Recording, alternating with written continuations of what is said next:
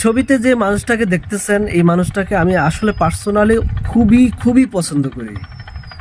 আপনারাও অনেকে করেন জানি, কারণ উনি অন্যায়ের বিরুদ্ধে কথা বলতেছে। এতদিন কথা বলতেছিল অন্যায়ের বিরুদ্ধে, অন্যায়ের বিরুদ্ধে সে সোচ্চার। অন্যায় বলতে ভেজাল সকল ধরনের ভোগ্য পণ্য নিয়ে উনি কাজ করতেছিল। যারা এই ভেজাল নিয়ে কাজ করতেছিল, ভেজাল মানুষের ভিতরে ঢুকাই দিতেছিল, ভেজাল খাদ্য বলেন আর ভেজাল যে কোনো পণ্য বলেন, সেগুলাকে উনি ধরে ধরে শায়েস্তা করতেছিল, সেগুলা শাস্তির আওতায় আনতেছিল, আইনের আওতায় আনতেছিল। কিন্তু রাজনীতিবিদরা সেটা আর হতে দিচ্ছে না।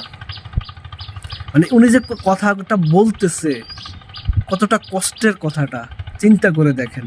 উনি আগে স্বাধীনভাবে কাজ করতে পারছে, এখন সেটা আর পারতেছে না। হায় আফসোস, কেমন জাতি আমরা! আমরা নিজেদের ভালোটা নিজেরা বুঝতে পারতেছি না।